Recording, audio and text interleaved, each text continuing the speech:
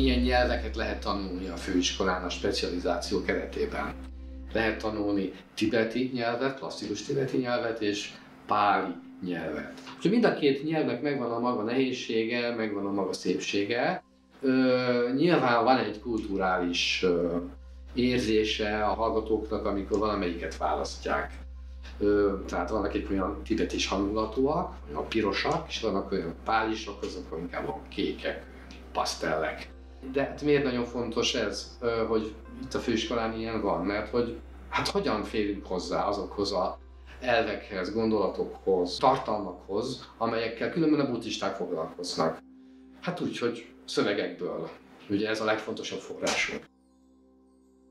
Valakinek meg kell érteni a páli szöveget, valakinek meg kell érteni a tibeti szöveget, tehát ezt a munkát el kell végezni. Nyilván ez el van végezve, sok esetben már megvannak a fordításaink, viszont ezeket a fordításokat folyamatosan revideálni kell, modernizálni kell, az újabb tudományos eredményeket bele kell tenni. Tehát az, hogy valaki most megtanul páliul, most megtanul tibetiül, az nagyon is benne van abban a dologban, hogy jobban és alaposabban megértsük azt, amiről itt szó van.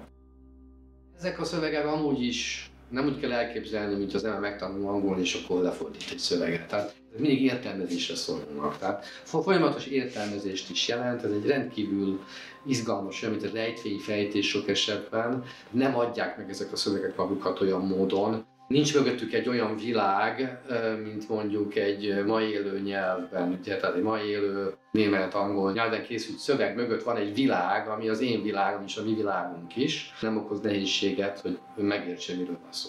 De itt ugye több ezer év akár különbség van a két világ között, és az a világ már nincs, azok a tárgyak, azok a fogalmak, azok a jelenségek, azok a körülmények, virágok, növények, felhők már nincsenek, és azok az emberek sincsenek, az emberi viszonyok sincsenek.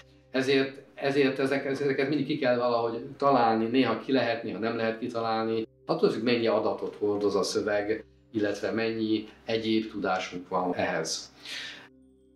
Borzasztó érdekes tud lenni megfejteni egy ilyen szöveget. Tehát ez a fajta gondolkodási gyakorlat, ez egy szellemi kaland, szellemi gyönyör. Úgyhogy nem tudós képzés a cél, nem az a képzés, hogy fordítókat képezzünk, vagy ilyesmi, hanem akit érdekel a buddhizmus, vagy érdekel az a dolog, amiről ezek a szövegek beszélnek, hogy ennek ez a legtisztább módja, ez a legközvetlenebb módja, hogy ezt elsajátítsa. Hát ez egy nagy szellemi kaland, tessenek kalandozni, ezt tudom mondani.